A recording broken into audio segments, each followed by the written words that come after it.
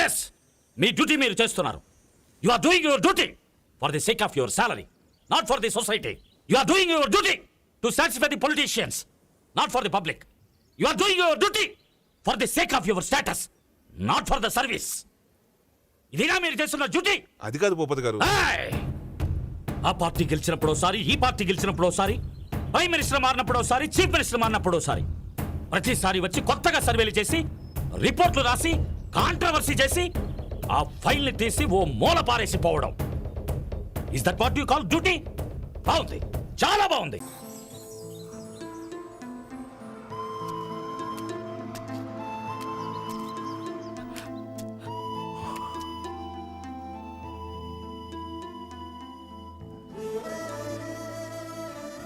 బాబెలా ఉన్నాడే? ఇన్నేళ్ల తర్వాత వచ్చి నువ్వెలా ఉన్నావే అని అడుగుతావనుకున్నాను. కానీ బాబెలా ఉన్నాడని అడిగావు చూడు, అదేనయ్యా నువ్వు. ఇప్పుడు వాడెలా ఉన్నాడో తెలుసా?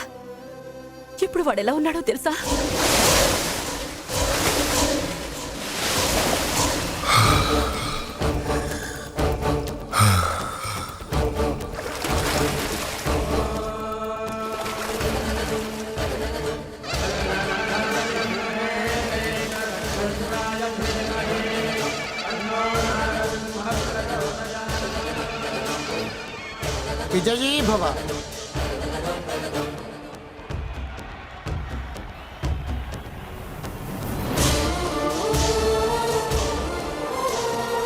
జై నరసింహస్వామికి! నరసింహస్వామికి!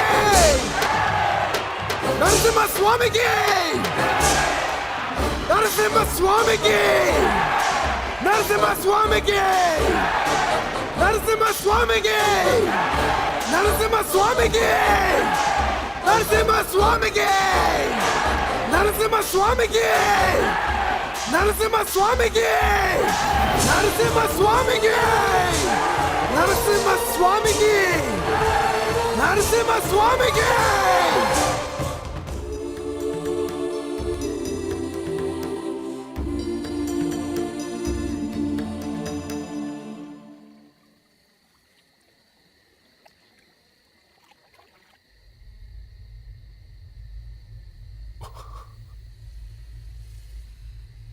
నువ్వు తుడవాల్సిన కళ్ళు ఇంకా చాలా ఉన్నాయిరా. తుడుస్తాను పెద్దయ్య, తుడుస్తాను. కానీ ఇంతకాలం నాకు తెలియకుండా దాచిన కొన్ని నిజాలు నాకు తెలియాలి. ఎందుకు నన్ను చిన్నప్పటి నుంచి రహస్యంగా పెంచారు? ఎందుకు నన్ను మహాలక్ష్మి చదివే కాలేజీలో చేర్పించారు? ఎందుకు మహాలక్ష్మి నన్ను ప్రేమించేలా చేయమన్నారు? చెప్పు పెద్దయ్య, అసలు నేనెవరిని? నువ్వు రారాజు కొడుకువి, అందుకే నిన్ను రహస్యంగా పెంచాం.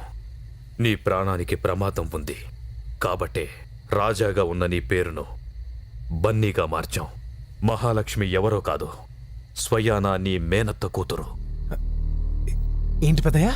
అవునరా, నీ తండ్రి పేరు రంగారావు భూపతి. ఈ ఊరి గుళ్ళో ఉండే దేవుడు నరసింహస్వామి అయితే ఈ ఊరి జనం గుండెల్లో ఉండే దేవుడు మీ నాన్న. ఆయనో సింహం, నరసింహం.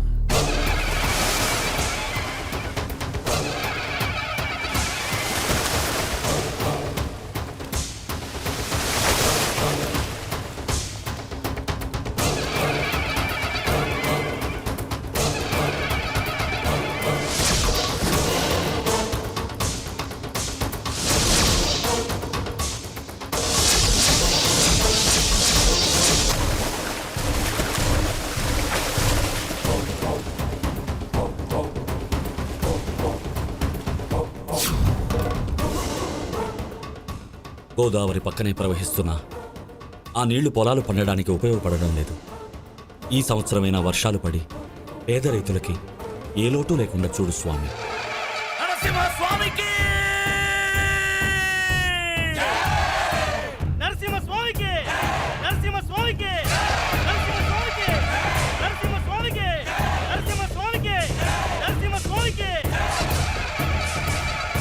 నీ కొడుకు చాలా గొప్పడవుతాడు బాబు. సంతోషం అమ్మా.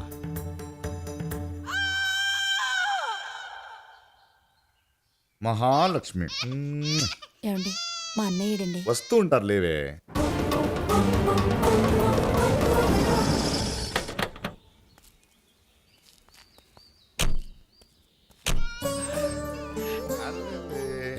అమ్మా మహాలక్ష్మి మా అమ్మ. ఇదేంటమ్మా బోసు నుదురుతో ఉన్నావు? అమ్మా కుంకుమ తీసుకురామ్మా. అలాగేనయ్యా.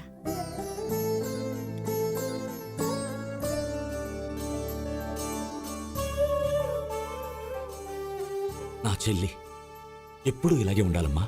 నిన్ను పెళ్లి చేసి అత్తారింటికి పంపిన తర్వాత నా చెల్లి నాకు దూరం అయిపోయింది అనుకున్నాను. కానీ మళ్ళీ నా కోడల రూపంలో నా ఇంటికి వచ్చేస్తుంది. దీన్ని మన రాజాకిచ్చి చేద్దాం, ఏమంటావమ్మా? అడిగితే దేవుడు వరాలిస్తాడో లేదో తెలియదు కానీ అడగకుండానే వరాలిచ్చేవాడు మా అన్నయ్య. నా కూతురు నీ ఇంటి కోడలవ్వడం కంటే నాకు వేరే అదృష్టం ఏముంటుందన్నయ్యా? అయ్యా ఉం? ఒకసారి ఇలా వస్తారా? ఏంట్రా నువ్వు ఈ పిల్లని మన రాజాకిచ్చి చేస్తానంటావేంటి? మన రాజాగాడికి ₹1,00,00,000 కట్నమిస్తారా బయట? రే కట్నం డబ్బుగా వస్తుందిరా, కానీ ప్రేమ అలా కాదు, వెలకట్టలేందిరా. రక్త సంబంధం. నువ్వు మారవురా, మారవు. మారను. ఏంటన్నయ్యా లోపలికి తీసుకెళ్లి తిడుతున్నాడా రంగస్వామి? చిన్నప్పుడు స్నేహితుడు కదమ్మా, రోజుకొక్కసారైనా నన్ను తిట్టకపోతే వీడికి తోచదు. ఏరా ఊరుకోండి అయ్య గారు మీరు మరీను. అమ్మా కలెక్టర్ గారు ఊర్లోకి వచ్చారట, నీ వెళ్ళి కలిసి వస్తాను. ఆ? అలాగే అన్నయ్య. మీ నాన్నకు రైతులంటే ప్రాణం. వాళ్ళ ఆత్మహత్యలు చూసి చెల్లించిపోతుండేవాడు. పోలవరం ప్రాజెక్టు కడితే కొన్ని లక్షల రైతు కుటుంబాలు బాగుపడతాయని అతని తాపత్రయం. ఆ ఆశయం కోసమే పోరాడుతుండేవాడు, ఆ ఆశయం కోసమే తప్పిస్తుండేవాడు.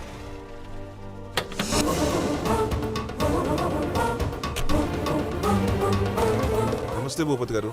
ఇది 150వ అనుకుంటాను మీరు పోలవరం ప్రాజెక్టు కోసం సర్వే చేయడం. మాదే ఉంది సార్, మా డ్యూటీ మేము చేస్తున్నాం. ఎస్, మీ డ్యూటీ మీరు చేస్తున్నారు. You are doing your duty for the sake of your salary, not for the society. You are doing your duty to satisfy the politicians, not for the public. You are doing your duty for the sake of your status, not for the service. ఇదిగా మీరు చేస్తున్న duty. అది కాదు భూపతి గారు. ఏయ్! ఆ party గెలిచినప్పుడోసారి, ఈ పార్టీ గెలిచినప్పుడోసారి, ప్రైమ్ మినిస్టర్ మారినప్పుడోసారి, చీఫ్ మినిస్టర్ మారినప్పుడోసారి, ప్రతిసారి వచ్చి కొత్తగా సర్వేలు చేసి, రిపోర్ట్లు రాసి, కాంట్రవర్సీ చేసి, ఆ ఫైల్ ని తీసి ఓ మూల పారేసిపోవడం. Is that what you call duty? బాగుంది, చాలా బాగుంది. ఈ ప్రాజెక్ట్ కట్టి గోదావరి నీళ్లు సరిగ్గా ఉపయోగించుకుంటే ఆంధ్ర, తెలంగాణ, రాయలసీమల్లో 24 లక్షల ఎకరాలకు సాగునీరు దొరుకుతుంది. 7 లక్షల ఎకరాల మెట్ట భూమి సాగులోకి వస్తుంది. 960 మెగావాట్ల జల విద్యుత్ ఉత్పత్తి అవుతుంది. లక్షలాది మంది పేద రైతులకు, కూలీలకు తిండి దొరుకుతుంది. ఈ నిజాలన్నీ అందరికీ తెలుసు, కానీ ఎవరు ఏం చేయరు. ఏం? ఎప్పుడో 1946లో మొట్టమొదటిసారిగా పోలవరం ప్రాజెక్టు కట్టాలని నిర్ణయించారు. 1981లో శంకుస్థాపన చేసి ఇదిగో ఈ శిలాఫలకం వేశారు. దశాబ్దాలు గడిచిపోతున్నాయి, ప్రభుత్వాలు మారిపోతున్నాయి, ఫలితం మాత్రం శూన్యం. ఎక్కడో మహారాష్ట్ర నాసిక్లో పుట్టిన గోదావరి నది రాష్ట్రాలు దాటి ఇక్కడకు ప్రవహిస్తూ వచ్చేది ఎవరికీ ఉపయోగపడకుండా వెళ్లి నరసాపురం దగ్గర సముద్రంలో కలిసిపోవడానికి కాదు సార్.